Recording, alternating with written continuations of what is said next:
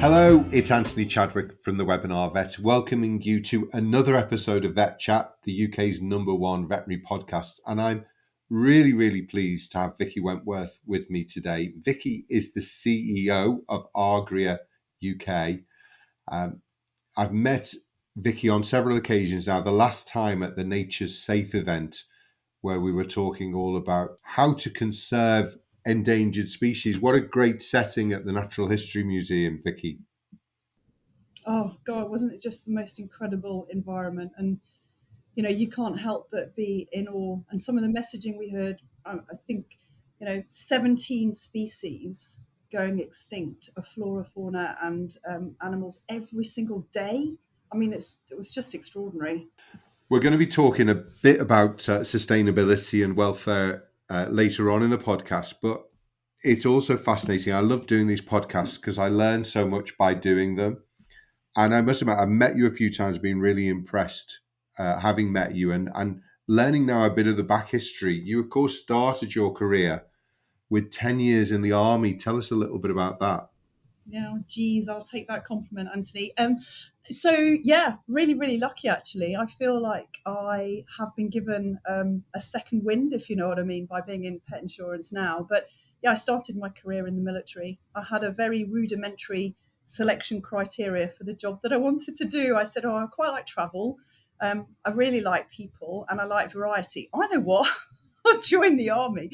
I mean, I look back now and I think my problem solving, I hope it's developed since those days. But yeah, what a great opportunity. I spent 10 years in the army. I went to Sandhurst, did multiple jobs, was lucky enough to go on a lot of tours. It was when there were a lot of different geographical locations that the army was sort of sent out to. So I did Bosnia, Kosovo, Northern Ireland, Iraq, and Afghanistan. And I culminated my career with probably one of the best jobs in the military, which was squadron command. I had 300 soldiers who I took to Iraq. We did casualty evacuation from the front line. The most humbling, rewarding, but also probably the most challenging role I have ever had and probably ever want to have, if I'm honest. I think the army gives you that, really prepares you with the skills that you have in learning in the army to take that very much into civilian life as a leader in civilian life. And I know fairly quickly after you left the army, you moved to Aviva and into insurance, where you've spent the last 17 years. But at the same time, it can also, for the lower ranks, there's a lot of homelessness amongst lower ranks. There's a lot of post-traumatic stress disorder. You know, I'm a supporter of the British Legion because I think the work that the army do is so important. But sometimes do you feel that the soldiers get forgotten about when they come back from the front line by government and so on? Um, Well, I mean, when they're in the military, there is a real family culture. So they get very well looked after within that military environment. What tends to happen is when they leave the military, there's not always the right support mechanisms in place to make sure that that transition into the civilian world is as seamless as it could be.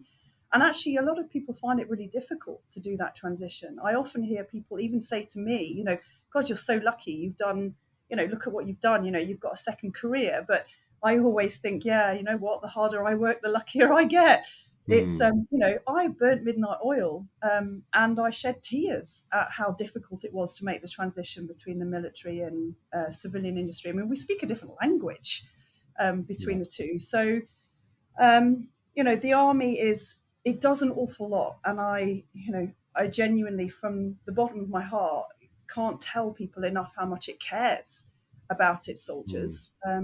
And there are all sorts of organisations out there, as you well know, SAFA, the Army Benevolent Fund, the British Legion, that are actually there to support our veterans. So, it is just a desperately sad situation, isn't it? Some people do sadly fall off those rails. Hmm. I suppose there is such great camaraderie in the army, and it's building those sort of teams. Presumably, you've brought some of those skills into your jobs in insurance. But I suppose asking a little bit of a personal question, Vicky, are the army, can it be a bit autocratic, and do you then bring that into the insurance jobs, or is that just an urban myth? No, um, so I suppose there is absolutely. I mean, as you know, there are multiple types of leadership. Yeah, leadership styles, and autocratic is one of them. And of course, there is a time and a place for autocratic leadership in the military, because if you are taking out the enemy and your mission is to kill or neutralize the enemy position, there's no room for, oh, do you know what? I just fancy having a tea break now, or I'll do it tomorrow, or, I'll go and do Yeah, another and something else that sort of interests me a little bit more. So that's when autocratic leadership is really important. But the great thing about the military is it teaches you something that we would call mission command.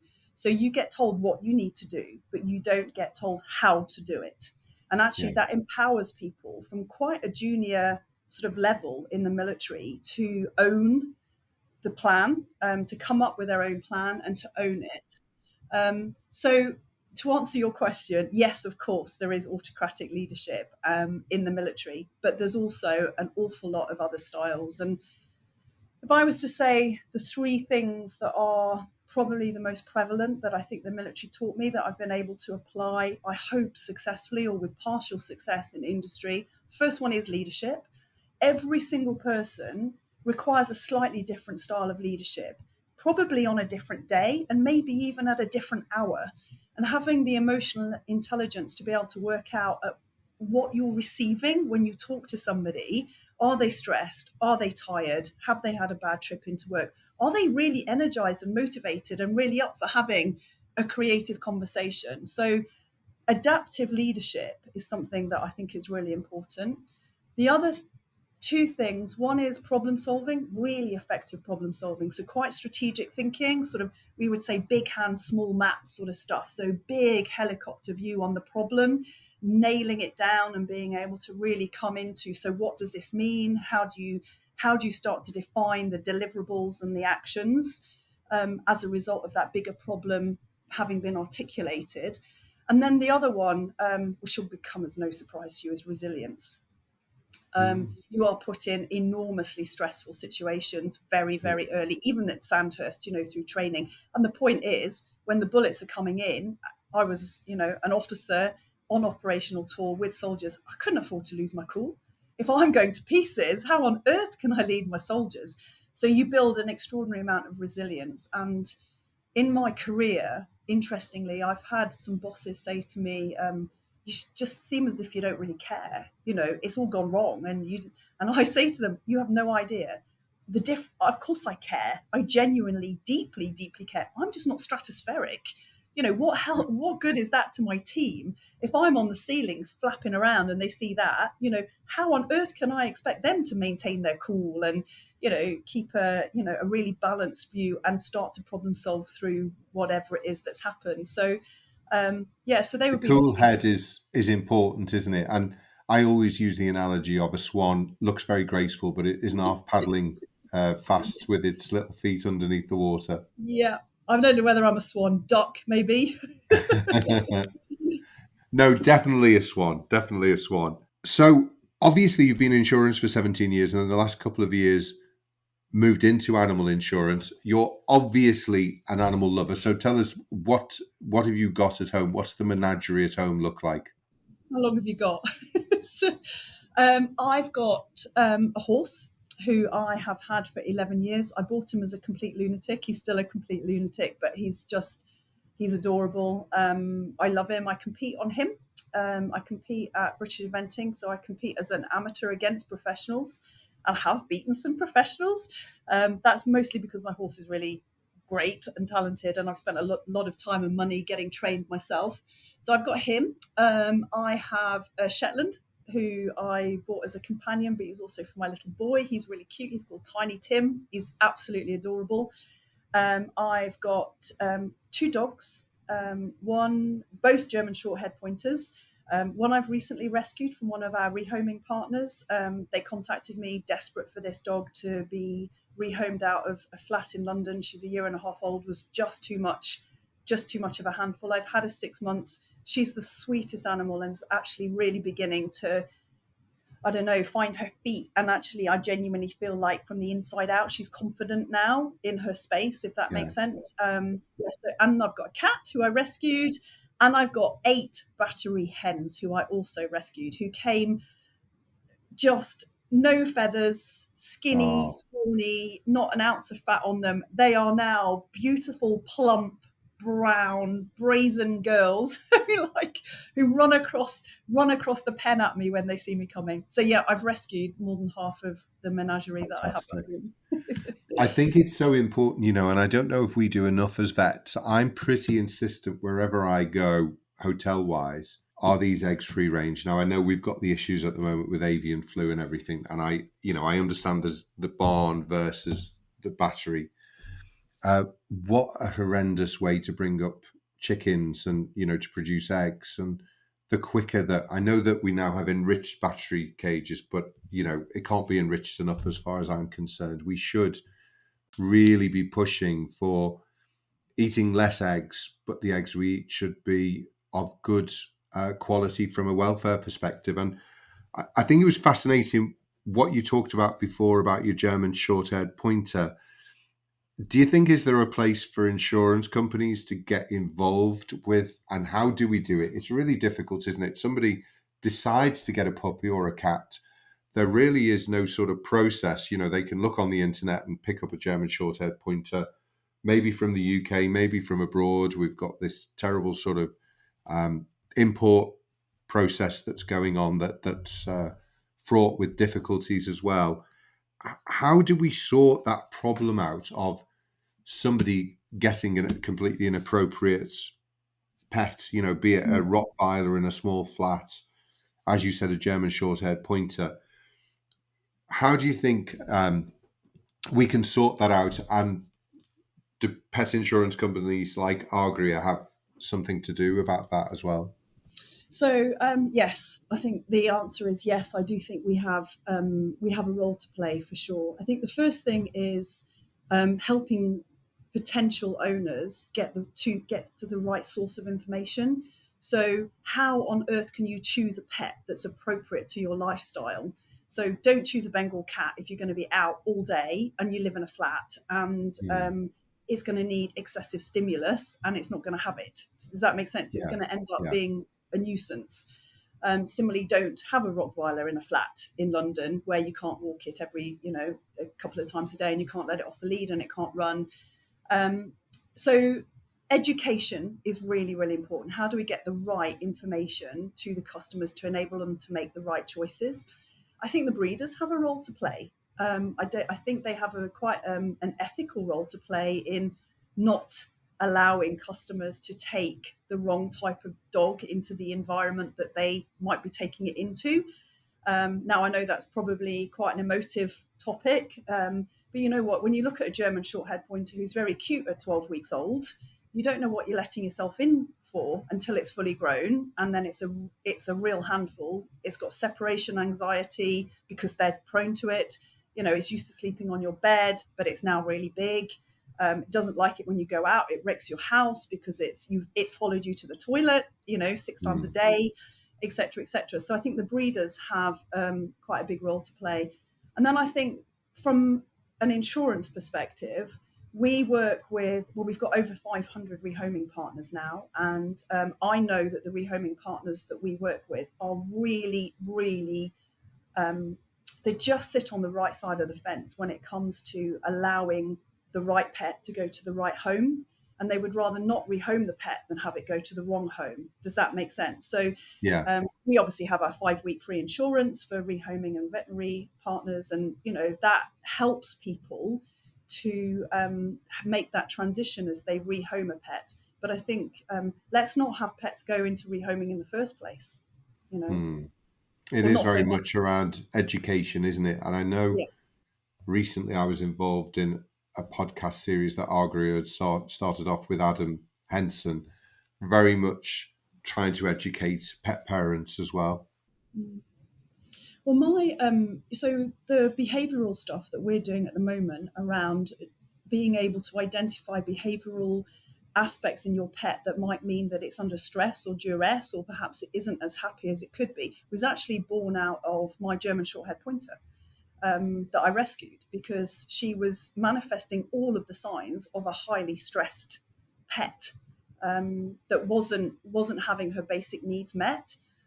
So part of what we're doing around that behavior piece is trying to help customers understand, if you see this behavior manifesting itself in your pet, then the chances are there's something missing, and this is what it might be. Does that make Mm. sense? Yeah. Yeah. No, no, really important. And obviously, chatting also about your eventing. I mean, the horses are expensive creatures to keep, let's face it. But I know you've, in the last year or two, developed a really interesting equine product that sounds very innovative. So perhaps just tell us a little bit about what you've been up to, because you haven't had a horse policy, as far as I'm aware. You've always just been dogs and cats. Yeah. Yeah, no, that's absolutely right. Although I know that most people will understand that we're owned by a Swedish parent. So our Swedish parent actually was the first insurance company in the world to insure a horse. It was the first Yeah. insurance policy that the company did, and that was in 1890. So we've been insuring horses for a really long time, and we have a lot of data around horses. One of the reasons I was recruited, probably the only reason maybe, was because of this equine insurance. So we now offer a really innovative, market leading, and totally market disrupting product. It's a lifetime product, which means that if you insure your animal early, there are never any pre existing or conditions or exclusions. So the ideal would be somebody comes to us before an animal has any ailments at all, insures that horse. The insurance policy moves with the horse through the course of its life. So if you're a breeder, you Yeah. sell to the first customer with that horse, the insurance policy moves with the horse, and then subsequently on. It just means that ailments that horses do get, like ulcers or sarcoids or navicular or whatever it might be, you never have to worry about the welfare and the long-term health of that animal. It's just, I know that a few of the vets were saying right at the beginning, oh, it's too good to be true. And then actually what we got when we were chatting to some vets and we explained it and they saw it and they were like, oh my God, it really is true. Yeah, so absolutely proud as punch to have such a fabulous product that keeps our horses, our four-legged friends, healthier for longer. But as you know, we're synonymous with lifetime. That's all we offer. We only want to Mm. be a lifetime provider. We don't want 12-month churn and exclusions. We want Yeah. pets to be healthier for longer. It's all about the welfare of the pet and peace of mind for the owner. And I think that's really innovative that the insurance stays with the pet or with the horse rather than, people moving around, and as horses possibly do more than dogs and cats. They tend to stay with one owner, dogs and cats, whereas horses may move around, particularly if they're eventers or horse or show jumpers or whatever. Do you know what, Anthony? You're so right, and it's something that has really struck me since I've been in this role. If a dog or a cat is rehomed, we have the utmost emotional connection with that animal and say, oh God, that's really sad, that animal's been taken away from its home. The irony is a horse is much more of a herd breed. They like to be in numbers. They run in numbers when they're under Yeah. threat. So actually they connect on a completely different level with the other animals, the other horses that they might well be with on a particular yard. And yet we think nothing about selling a horse and moving it multiple times in its life. And then we wonder why they get ulcers and behavioral Mm. problems and, and. Well, it's because we just don't put the same lens over horse ownership as we do. I know they're much more expensive, on the whole, and, we ask them to do a completely different job. But actually, something about that long term welfare and sort of health for the animal, we cause some of those problems as humans, Yeah. if you know what I mean. They're also not designed to carry a human on their back, and yet that's what we ask them to do. You would never do that even to a big dog, would you? So, Mm. It's interesting. I don't want to anthropomorphize and over sentimentalize, but one of my favorite books growing up was Anna Sewell's Black Beauty. It's such a beautiful book, Oh. isn't it? Oh, I know. I mean, what horse lover hasn't read that book or Yeah, watched the film International Velvet? yeah, a gorgeous, gorgeous, gorgeous story. We've sort of talked about the welfare considerations, and I think how important insurance um, can be involved in that. But I suppose from a kind of completely different area, we also have to talk about, and I know it's a passion of yours and certainly is a passion of mine, around regeneration and sustainability. Um, Mm. Insurance companies more and more now, general insurance companies have got to look at mitigation for things like flooding and so on. But it's so important that we consider and begin to become more aware of how can we have sustainable pet ownership, because they are a luxury item, I suppose. In some ways, we don't need a dog or a cat in our lives, and yet they bring so much joy and um, help with our mental You health wash as your well. mouth out with soapy water. Of course, we need pets in our life. Uh, well, I do mean that, but we don't absolutely need them, but they bring so much to us from a They mental do. perspective, don't they? Yeah. How do insurance companies make sure that they're staying close to that, but also being sustainable as well? What are the sort of things that you should be doing and you should be encouraging the whole veterinary industry to be thinking about? So we are working with loads of partners now. As you well know, we're carbon positive. Yeah, I mean, I have a team here that is truly, truly engaged with sustainability. I'm also a complete eco warrior, so much to the bane of my family. So, but I really believe that the environment today, we need to protect it as far as we possibly can for tomorrow. Mm, I've got a son. I don't want him to I want the place to be beautiful for him too. Does that make sense? And yeah, but I think this sustainability, leaving a legacy that is as good as, if not better, tomorrow than it is today is really important. So being carbon positive was one of our key modus operandi. Secondly, I think in terms of sustainable pet ownership, we need an environment for our pets to exist. And there are certain elements where, if that part of the environment doesn't exist, then pets aren't as happy. So if they're not as happy, then we have, distressed pets, higher vet bills, and actually upset owners. So there's something about the environment that we keep our pets in, which is also really important. And that sustainable pet ownership, keeping it alive. They all need the environment. But I think in terms of, we work with quite a few partners now across multiple industries, in fact, around helping people understand how we became carbon positive and the sorts of mm, things that we're doing. A lot of people would turn around and say, well, yeah, of course, you can plant some trees. And we do run marketing campaigns whereby, if you come and if you convert a policy with us, yes, we'll plant a tree or several, depending on what the campaign is, for on behalf of that policy. But it's not just about planting trees. This is about the effort that goes into the building, the environmental lighting that goes off when you're not in the room, sort of like not having your heating quite so hot, about electric charging points, moving all of our vehicles across to hybrid or full electric vehicles, so we're not got diesel guzzlers out on the roads all the time. But there's just a multitude of things. We've bought Amazonian rainforest, which is sectioned off, which can't be culled for firewood or housing, or so we're helping the orangutans in Borneo and Indonesia. So we're drilling wells in Africa to support sort of like sustainable life in an environment which is really inhospitable, as you well know. So actually, we're really invested in this. And it's not just about being able to go to the Woodland Trust and plant 300 trees, if that makes sense. mm, It's mm. multifaceted, and it needs to be able to have the impact that's Well, required. I know that Janet and myself went to Manchester to plant some trees just before Christmas, which was really And you exciting. survived? Yes, we survived. Yes, it was really, really good. And I think trees are a real symbol of hope, aren't they? And actually, we are. I think it's a real responsibility that we have as leaders to actually share good news stories and be hopeful, because there is so Mm. much pessimism. You get onto the news, you see all the terrible things happening, shootings, obviously the terrible war in in the Ukraine and Russia. And it's so important that we give people hope by telling good stories, because bad news sells, but actually it depresses people as well, doesn't it?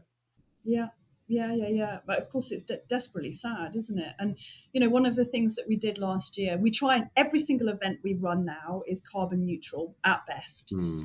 Sorry, no, at least carbon Yeah, neutral. But last year, rather than giving away intangible things to guests at a hospitality event, we actually gave them all a native British tree to take yeah, away. yeah, And they took them away, and we said to them, look, if you don't want to take it home, they were only relatively small, sort of a foot high. If you don't want to take it away, then actually the site that we're on is willing to plant it, because that's what yeah. they're aiming to do, plant 200 acres of woodland, but native British deciduous Yes. trees, which, let's face it, there's just not enough of that deciduous woodland in the UK Mm. anymore. Plant the right trees in the right places. We are the least wooded country in Europe and the most nature denuded country in the G7. So I think we as a nation have to start walking our talk. And so thank you Yeah. for what you're doing as well. Can I tell you one other thing that's so Yeah, exciting? sure. So we also support the bees. So we give away seeds on certain campaigns that are bee friendly. But actually, we've also launched on our website the carbon paw print calculator. So you can go on and you can have a look at what your carbon footprint is for your pet or pets, Yeah, and you can offset it. So my pets, I know each German pointer is 71 litres of CO2, and I've offset that. It cost me £11 per dog, and yeah. actually all that goes back into the environment. So yeah, so talking about things that we're trying to do to help educate people and to support the environment, that is obviously something quite tangible. I had a cat, Vicky, who adopted me during the pandemic. As you know, you never own a cat, so I'm just become a member of his staff. And he tells me when he wants to be fed. He tells me when he wants the door opened. He tells me when he wants a stroke. He was a little tiger when he came in. He's a little ginger cat. I was afraid of him, and I am a vet. But I have similarly offset him as well. Yeah, well So done. yeah, no, I think it's Thumbs up. Well there's done. so many things we can. There are so many things we can do. He's not even my pet, and I've upset him. So uh, if Well, he you are thinks listening out there, then do please look at potentially offsetting your pet, because it can make a real difference. I think if one person does it, it's not a big deal, but if a million people did it, it becomes a really big deal, doesn't it? Yeah, absolutely. And don't forget, this is all about the UK. Because Yeah, actually, it's all very well being carbon positive and investing money in other countries, but actually, the environment that our pets live in and that we exist in is here. So we've yeah. got to do our utmost to make sure that this is, brilliant tomorrow as much as it is today. And that sort of lovelier environment, this 30 by 30 by 2030, we'll have 30% of our land much more biodiverse. Of course, that all cheers us up when we go into the countryside. I was at a nature reserve on Monday looking at a barn owl flying, and that just lifts the spirits, doesn't it? Oh, yeah, amazing. And, I've recently noticed I've got bats, Mm. and I just love it at twilight when they come out. I just get so buoyed by having, species that's so nocturnal and so unobvious.